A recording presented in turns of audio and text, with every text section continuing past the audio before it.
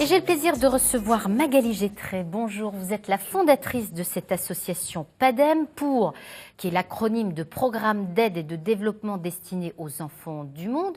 C'est né quand et d'où part l'idée de créer cette association? Alors l'association a été créée il y a 14 ans maintenant, donc en 2002, et cette création fait suite en fait à une mission que j'ai faite dans les Balkans et en Afghanistan. À mon retour en France, il était plus trop question pour moi de travailler dans la gestion d'entreprise comme je travaillais auparavant, et donc j'ai décidé de lancer cette association avec l'idée de travailler exclusivement sur le partenariat local, donc de mettre en œuvre des projets exclusivement portés par des acteurs de la société civile dans chacun des pays dans lesquels on a décidé d'intervenir. C'est un sacré virage que vous avez pris, dites donc, entre le monde de l'entreprise, de la finance et l'humanitaire. Au départ, vous dites quoi exactement dans votre tête en créant cette association ?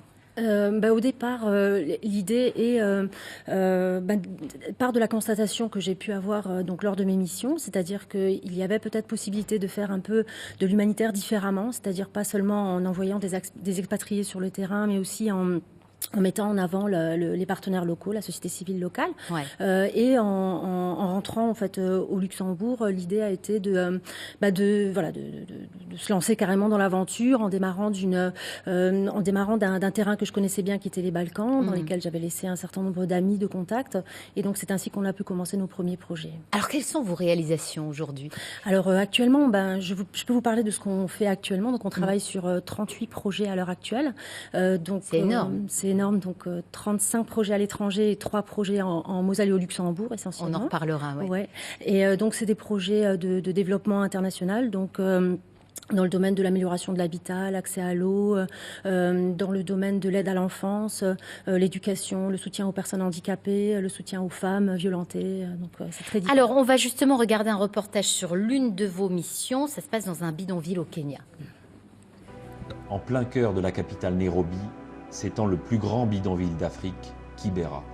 1 million d'habitants, une latrine pour 1600 personnes, pas d'eau courante, et des habitations qui abritent en moyenne 5 personnes dans 9 mètres carrés.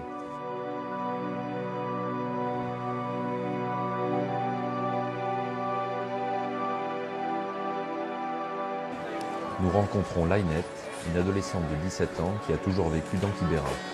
Elle nous invite chez elle. They are affected by unemployment, diseases, and education. Most of them are illiterate. Girls are affected by early pregnancy, unwanted pregnancies, and early marriages.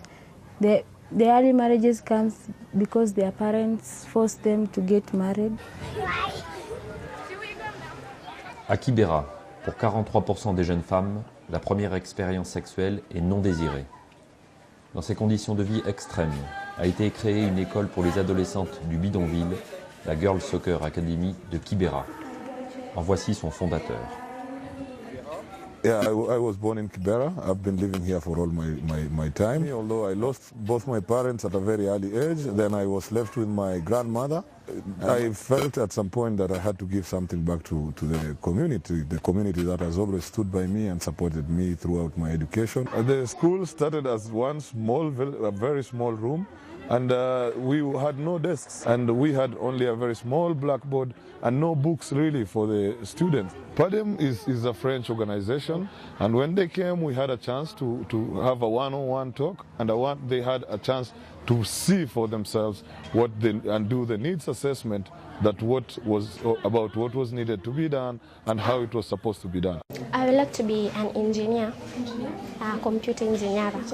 I want to be a journalist. I'd like to be an engineer. Okay. I would like to be a nurse in future. La vie dans le bidonville n'est pas forcément une fatalité, mais qu'on peut sortir de sa condition et essayer de faire évoluer les choses pour soi-même et pour les autres. L'équipe est très solide et très fiable. Il y a une dizaine de professeurs qui travaillent ici quasiment bénévolement depuis 3 ans. La personnalité même d'Abdoul Kassim, qui est quelqu'un de très solide, très fiable, très honnête, puisque c'est vraiment un projet qui sort de lui-même, puisqu'il a tout financé jusqu'à présent avec ses propres biens. Pour nous, c'est un des gages de pérennité du projet. projet, c'est qu'il soit effectivement porté par quelqu'un et que ce soit un projet intégré aussi, puisqu'en fait, étant donné qu'il est porté par une personne qui est originaire du bidonville, c'est un projet qui s'adresse à des gens qui vivent dans le bidonville, donc c'est forcément un projet qui répond à des besoins du bidonville.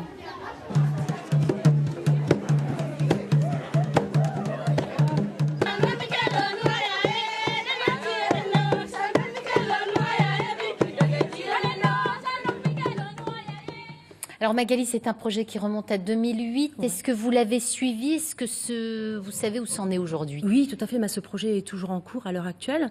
Donc on continue à soutenir le salaire des professeurs. On a construit une autre salle de classe à côté, un laboratoire de sciences. Depuis, l'école est devenue centre d'examen reconnu par l'éducation nationale kenyane. Donc c'est un projet qui fonctionne très très bien, qui a fait des émules également, puisque notre partenaire local a aussi collecté de l'argent pour monter un pensionnat en marge de l'école. Donc c'est un projet qui se passe encore très très bien. On le voit bien dans le reportage, hein. Votre force, c'est de vous appuyer sur vos partenaires locaux, les gens du cru. Une question avant toute chose, comment vous ciblez tel pays, tel bidonville, tel lieu, et comment vous les trouvez, ces personnages locaux, ces partenaires locaux?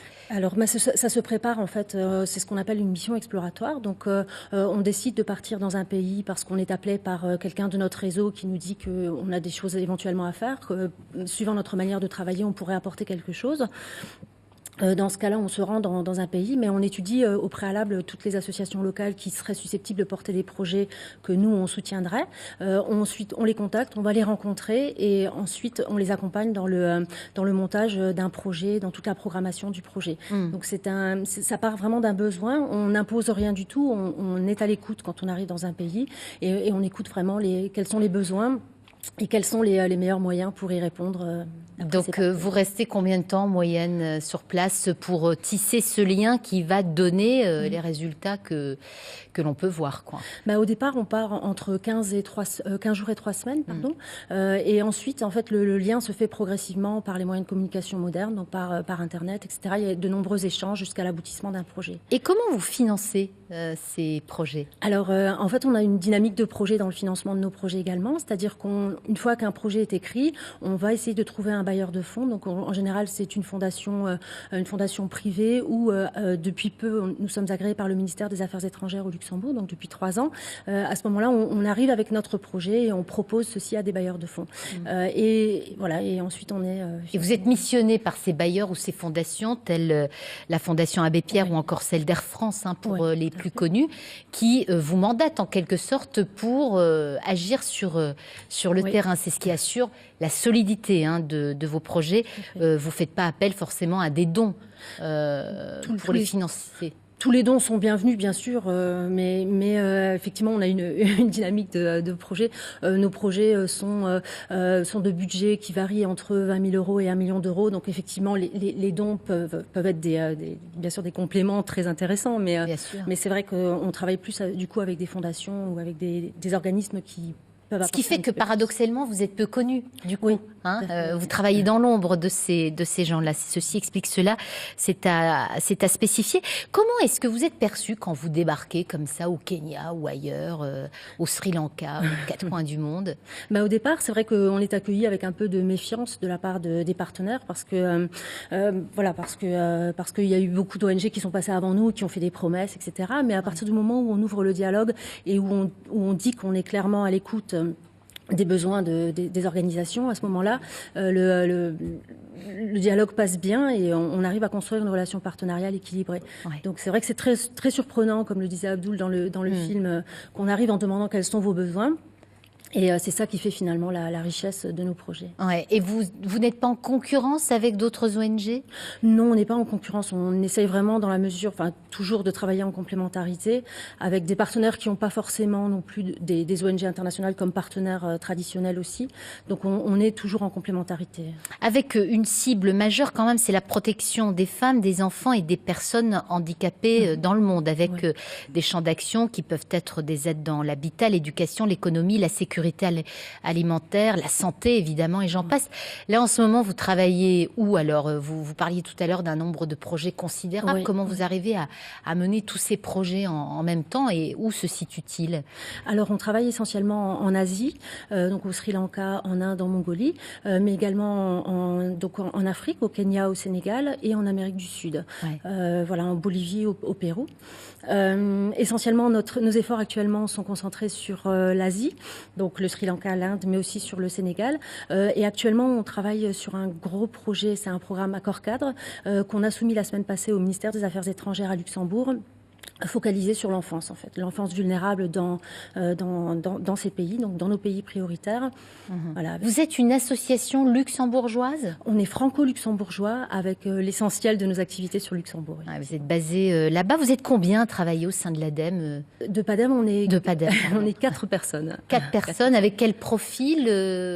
Moi-même, je suis diplômée d'une école de commerce. La personne qui est en charge du fundraising est ingénieure de formation. On a une autre personne qui est diplômée de Sciences Po, donc ça peut être des masters en développement également aussi. Il y a un certain nombre de profils qui... Et vous allez recruter parce qu'au vu de l'expansion que prend PADEM, ça... Nos moyens restent limités pour recruter, effectivement. Donc c'est pour ça qu'on a beaucoup de travail et qu'on fait beaucoup de choses, qu'on a une diversité dans notre métier qui est énorme. Alors plus récemment, Magali, vous avez ouvert une cellule d'accueil pour les personnes souffrant de bipolarité. C'est où exactement? Alors la cellule d'accueil, elle est basée sur Metz, rue Clérisseau à Metz, donc dans nos bureaux messins. Et très récemment, il y a une dizaine de jours, on a organisé une conférence sur le Luxembourg, donc à Dudelange, donc pour présenter la bipolarité. Et on propose aussi des groupes de parole bimensuels, donc que ce soit au Luxembourg et à Metz, pour les personnes souffrant de troubles bipolaires. C'est assez étonnant, voire en décalage avec ce que vous avez l'habitude de faire aux 4 coins du monde. Qu'est-ce qui vous a poussé à pousser cette porte? Déjà le fait de se dire que la misère existait également en France, donc il y avait des choses à faire en France également. Une situation personnelle aussi a fait qu'en fait on a cherché de l'aide dans le domaine de la bipolarité sur l'ensemble de la Lorraine et qu'on n'a pas trouvé. En fait, on est allé assister à des groupes de parole sur l'Alsace et donc on s'est dit qu'il y avait quelque chose à faire sur la Moselle. Voilà, par rapport à ça, et ça marche très très bien. Nos groupes de parole fonctionnent bien. On propose aussi de l'accompagnement, de l'écoute aux proches, pardon. Et on veut développer ça sur le Luxembourg aussi. On voit qu'il y a une grosse demande également, en fait. Écoutez, on vous souhaite bon vent et de continuer à faire du bien dans le monde et en France. C'est toujours bon à prendre et bravo pour vos actions. Merci beaucoup, Magali.